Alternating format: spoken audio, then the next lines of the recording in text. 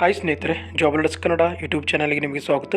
ಇವತ್ತಿನ ಈ ವಿಡಿಯೋದಲ್ಲಿ ನಾವು ಕರ್ನಾಟಕ ರಾಜ್ಯ ಸಹಕಾರ ಗ್ರಾಹಕರ ಮಹಾಮಂಡಳ ನಿಯಮಿತ ಬೆಂಗಳೂರು ವತಿಯಿಂದ ಹೊರಡಿಸಲಾದಂತಹ ವಿವಿಧ ಹುದ್ದೆಗಳ ಒಂದು ನೇಮಕಾತಿಗೆ ಸಂಬಂಧಪಟ್ಟಂತೆ ಸಂಪೂರ್ಣವಾದ ಮಾಹಿತಿಯನ್ನು ನಾನು ಈ ವಿಡಿಯೋ ಮೂಲಕ ನಿಮಗೆ ತಿಳಿಸ್ಕೊಡ್ತಾ ಇದ್ದೀನಿ.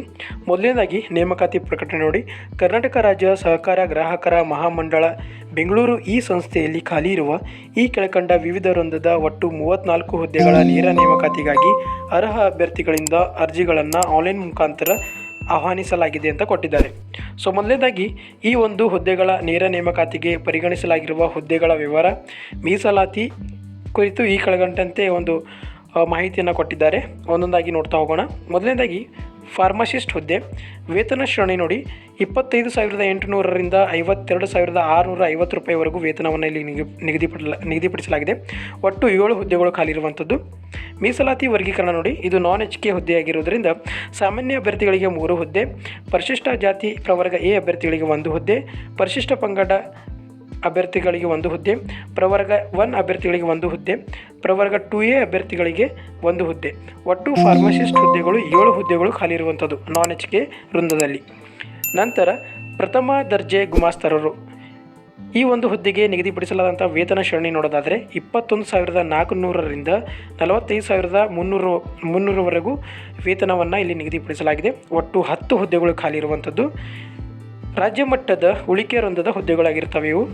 ಸಾಮಾನ್ಯ ಅಭ್ಯರ್ಥಿಗಳಿಗೆ 5 ಹುದ್ದೆಗಳು ಖಾಲಿ ಇರುವಂಥದ್ದು. ಪರಿಶಿಷ್ಟ ಜಾತಿ ಪ್ರವರ್ಗ ಎ ಅಭ್ಯರ್ಥಿಗಳಿಗೆ 1 ಹುದ್ದೆ, ಪರಿಶಿಷ್ಟ ಜಾತಿ ಪ್ರವರ್ಗ ಬಿ ಅಭ್ಯರ್ಥಿಗಳಿಗೆ 1 ಹುದ್ದೆ, ಪರಿಶಿಷ್ಟ ಪಂಗಡ ಅಭ್ಯರ್ಥಿಗಳಿಗೆ 1 ಹುದ್ದೆ, ಪ್ರವರ್ಗ 1 ಅಭ್ಯರ್ಥಿಗಳಿಗೆ 1 ಹುದ್ದೆ, ಪ್ರವರ್ಗ 2A ಅಭ್ಯರ್ಥಿಗಳಿಗೆ 1 ಹುದ್ದೆ.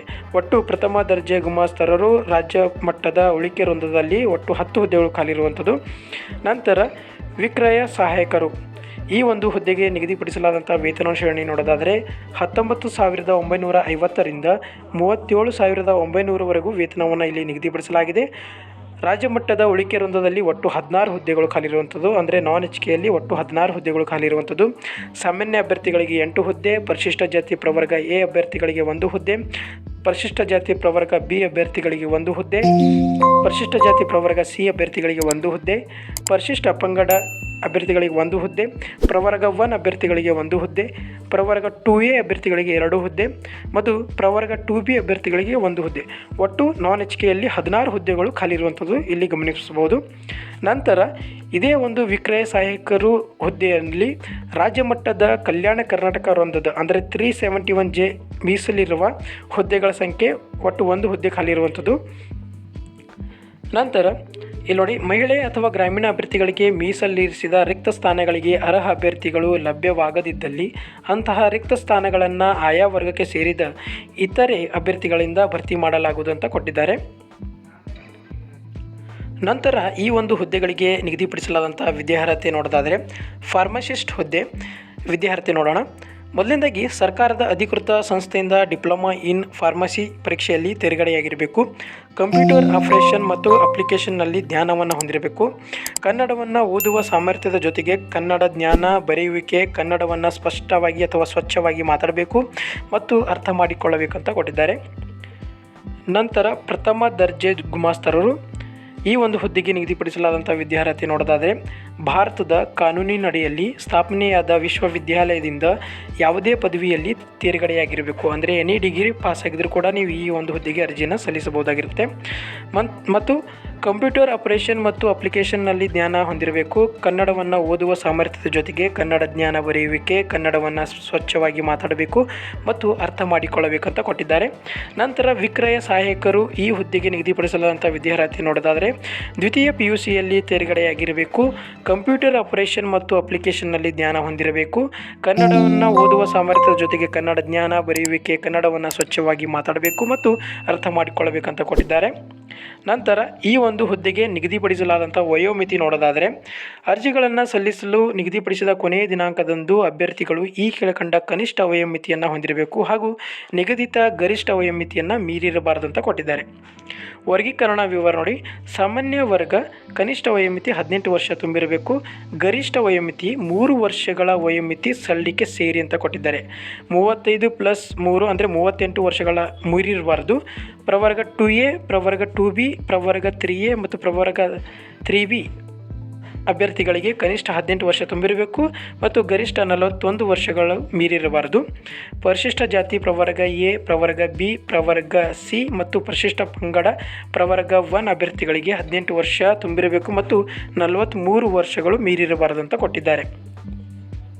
ಇಲ್ಲಿ ನೋಡಿ, ವಿಶೇಷ ಸೂಚನೆಯನ್ನು ಕೊಟ್ಟಿದ್ದಾರೆ. ಕರ್ನಾಟಕ ಸರ್ಕಾರ ಆದೇಶದ ಸಂಖ್ಯೆ ಪ್ರಕಾರ 29/9/2025 ಅನ್ವಯ ನೇರ ನೇಮಕಾತಿ ಪ್ರಕಟಣೆಯಲ್ಲಿ ಮಹಾಮಂಡಳಕ್ಕೆ ಅರ್ಜಿ ಸಲ್ಲಿಸುವ ಎಲ್ಲ ಪ್ರವರ್ಗಗಳ ಅಭ್ಯರ್ಥಿಗಳಿಗೆ ಗರಿಷ್ಠ ವಯೋಮಿತಿಯಲ್ಲಿ ಒಂದು ಬಾರಿ ಕ್ರಮವಾಗಿ 3 ವರ್ಷಗಳ ಸಡಿಲಿಕೆಯನ್ನು ನೀಡಲಾಗಿದೆ ಅಂತ ಕೊಟ್ಟಿದ್ದಾರೆ. ಸೊ ನಂತರ ವಿಕಲಚೇತನರಿಗೆ 10 ವರ್ಷಗಳ ವಯೋಮಿತಿ ಸಡಿಲಿಕೆ ಇರುತ್ತೆ. ವಿಧವೆಯರಿಗೂ ಕೂಡ 10 ವರ್ಷಗಳ ಒಂದು ವಯೋಮಿತಿಯಲ್ಲಿ ಸಡಿಲಿಕೆ ಕೂಡ ಇರುತ್ತೆ. ಮಾಜಿ ಸೈನಿಕರಿಗೆ ಮಿಲಿಟರಿ ಸೇವೆಯಲ್ಲಿ ಸೇವೆ ಸಲ್ಲಿಸಿದ ಅವಧಿಗೆ ಒಂದು ಎಷ್ಟಾಗುತ್ತೋ ಅಷ್ಟು ಒಂದು ವಯೋಮಿತಿಯನ್ನು ಸಡಿಲಿಕೆ ಕೊಟ್ಟಿದ್ದಾರೆ. ನಂತರ ಈ ಒಂದು ಹುದ್ದೆಗೆ ಅರ್ಜಿ ಸಲ್ಲಿಸಲು ನಿಗದಿಪಡಿಸಲಾದಂತಹ ಅರ್ಜಿ ಶುಲ್ಕ ನೋಡೋದಾದರೆ ಪರಿಶಿಷ್ಟ ಜಾತಿ ಪ್ರವರ್ಗ ಎ, ಪರಿಶಿಷ್ಟ ಜಾತಿ ಪ್ರವರ್ಗ ಬಿ, ಪರಿಶಿಷ್ಟ ಜಾತಿ ಪ್ರವರ್ಗ ಸಿ, ಪರಿಶಿಷ್ಟ ಪಂಗಡ ಪ್ರವರ್ಗ 1 ಮತ್ತು ವಿಕಲಚೇತನ ಅಭ್ಯರ್ಥಿಗಳಿಗೆ 500 ರೂಪಾಯಿ ಒಂದು ಅರ್ಜಿ ಶುಲ್ಕವನ್ನು ನಿಗದಿಪಡಿಸಲಾಗಿದೆ. ಮತ್ತು ಇತರೆ ಈ ಒಂದು ಅಭ್ಯರ್ಥಿಗಳನ್ನು ಹೊರತುಪಡಿಸಿ ಉಳಿದಂತಹ ಎಲ್ಲ ಇತರೆ ವರ್ಗದ ಅಭ್ಯರ್ಥಿಗಳಿಗೆ 1,000 ರೂಪಾಯಿ ಒಂದು ಅರ್ಜಿ ಶುಲ್ಕವನ್ನು ಇಲ್ಲಿ ನಿಗದಿಪಡಿಸಲಾಗಿದೆ. ಅರ್ಜಿ ಸಲ್ಲಿಸಲು ಪ್ರಾರಂಭದ ಮತ್ತು ಕೊನೆಯ ದಿನಾಂಕ ನೋಡೋದಾದರೆ ಅರ್ಜಿ ಸಲ್ಲಿಸಲು ಪ್ರಾರಂಭದ ದಿನಾಂಕ 9 ಜನವರಿ 2026 ಆಗಿರುತ್ತೆ. ಅಂದರೆ ಈಗಾಗಲೇ ಅರ್ಜಿ ಸಲ್ಲಿಕೆ ಆರಂಭವಾಗಿದೆ. ನಂತರ ಅರ್ಜಿ ಸಲ್ಲಿಸಲು ಹಾಗೂ ಶುಲ್ಕ ಪಾವತಿಸಲು ಕೊನೆಯ ದಿನಾಂಕ 7 ಫೆಬ್ರವರಿ 2026 ಆಗಿರುತ್ತೆ. ಸನಂತರ ಈ ಒಂದು ಹುದ್ದೆಗಳ ಆಯ್ಕೆ ವಿಧಾನ ನೋಡೋದಾದರೆ ಆನ್ಲೈನ್ ಮುಖಾಂತರ ಸ್ವೀಕರಿಸಲಾದ ಅರ್ಜಿಗಳನ್ನು ಹುದ್ದೆಗಳಿಗೆ ನಿಗದಿಪಡಿಸಿದ ವಿದ್ಯಾರ್ಹತೆ ಹಾಗೂ ಅಗತ್ಯ ದಾಖಲಾತಿಗಳ ಆಧಾರದ ಮೇಲೆ ಪರಿಶೀಲಿಸಿ ಅರ್ಹ ಅಭ್ಯರ್ಥಿಗಳಿಗೆ ಸರ್ಕಾರವು ಸೂಚಿಸಲಾಗಿರುವ ಬಾಹ್ಯ ಮೂಲ ಸಂಸ್ಥೆಗಳಿಂದ ಲಿಖಿತ ಪರೀಕ್ಷೆ ನಡೆಸಲಾಗುವುದು. ಹುದ್ದೆಗಳಿಗೆ ನಿಗದಿಪಡಿಸಿದ ಲಿಖಿತ ಪರೀಕ್ಷೆಯಲ್ಲಿ ಗಳಿಸಿದ ಅಂಕಗಳ ಶೇಕಡಾವಾರು ಆಧಾರದ ಮೇಲೆ 1:5 ಅನುಪಾತದಲ್ಲಿ ಅಭ್ಯರ್ಥಿಗಳನ್ನು ಸಂದರ್ಶನಕ್ಕೆ ಕರೆಯಲಾಗುವುದು. 1:5 ಅನುಪಾತದಲ್ಲಿ ಅಭ್ಯರ್ಥಿಗಳನ್ನು ಸಂದರ್ಶನಕ್ಕೆ ಕರೀತಾರೆ. ಸಂದರ್ಶನಕ್ಕೆ ನಿಗದಿಪಡಿಸಿದ ಅಂಕಗಳು 15. ಲಿಖಿತ ಪರೀಕ್ಷೆಯಲ್ಲಿ ಪಡೆಯಲಾದ ಅಂಕಗಳನ್ನು ಶೇಕಡಾ 85ಕ್ಕೆ ಇಳಿಸಿ ಮತ್ತು ಸಂದರ್ಶನದಲ್ಲಿ ಗಳಿಸಿದ ಅಂಕಗಳನ್ನು ಒಟ್ಟುಗೂಡಿಸಿ ಪಡೆಯಲಾದ ಒಟ್ಟು ಅಂಕಗಳ ಆಧಾರದ ಮೇಲೆ ಯಶಸ್ವಿ ಅಭ್ಯರ್ಥಿಗಳ ಒಂದು ಅರ್ಹತಾ ಪಟ್ಟಿ ಅಥವಾ ಮೆರಿಟ್ ಪಟ್ಟಿಯನ್ನು ತಯಾರಿಸಲಾಗುವುದು ಅಂತ ಕೊಟ್ಟಿದ್ದಾರೆ. ನಂತರ ಅರ್ಹತಾ ಪಟ್ಟಿಯ ಆಧಾರದ ಮೇಲೆ ಕರ್ನಾಟಕ ಸರ್ಕಾರ ಮೀಸಲಾತಿ ನಿಯಮಗಳನ್ನು ಅನುಸರಿಸಿ ಆಯ್ಕೆ ಪಟ್ಟಿ ಸಿದ್ಧಪಡಿಸಲಾಗುವುದು.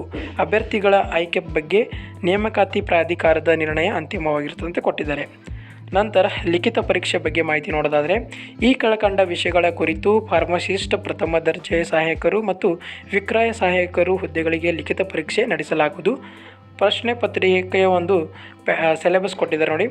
ಕನ್ನಡ ಭಾಷೆಗೆ 50 ಅಂಕಗಳು, ಸಾಮಾನ್ಯ ಆಂಗ್ಲ ಭಾಷೆ 25 ಅಂಕಗಳು, ಸಾಮಾನ್ಯ ಜ್ಞಾನ 25 ಅಂಕಗಳು, ಸಹಕಾರಿ ವಿಷಯಗಳಿಗೆ 50 ಅಂಕಗಳು, ಭಾರತದ ಸಂವಿಧಾನ 25 ಅಂಕಗಳು, ಸಮಾಜಯುಕ್ತವಾದ ಚಟುವಟಿಕೆಗಳು ಹಾಗೂ ವಸ್ತುನಿಷ್ಠ ವಿಷಯಗಳಿಗೆ 25 ಅಂಕಗಳನ್ನು ಇಲ್ಲಿ ನಿಗದಿಪಡಿಸಲಾಗಿದೆ. ಒಟ್ಟು 200 ಅಂಕಗಳ ಒಂದು ಪ್ರಶ್ನೆ ಪತ್ರಿಕೆಯಲ್ಲಿ ಕೊಡಲಾಗುತ್ತೆ. ನಂತರ ಲಿಖಿತ ಪರೀಕ್ಷೆಗೆ ಅರ್ಹ ಅಭ್ಯರ್ಥಿಗಳಿಗೆ ಪ್ರವೇಶ ಪತ್ರ ಹಾಗೂ ಲಿಖಿತ ಪರೀಕ್ಷೆ ದಿನಾಂಕ ಮತ್ತು ಸಮಯ ಅಧಿಕೃತ ವೆಬ್ಸೈಟ್ನಲ್ಲಿ ಪ್ರಕಟಿಸಲಾಗುವುದು. ಅರ್ಹ ಅಭ್ಯರ್ಥಿಗಳು ಲಿಖಿತ ಪರೀಕ್ಷೆಯ ಪ್ರವೇಶ ಪತ್ರಗಳನ್ನು ಅಧಿಕೃತ ಜಾಲತಾಣದಿಂದ ಡೌನ್ಲೋಡ್ ಮಾಡಿಕೊಂಡು ಲಿಖಿತ ಪರೀಕ್ಷೆಗೆ ಹಾಜರಾಗಬೇಕು ಅಂತ ಕೊಟ್ಟಿದ್ದಾರೆ.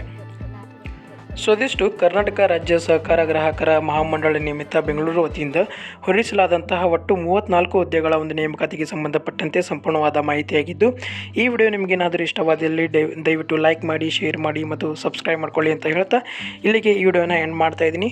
ಧನ್ಯವಾದಗಳು.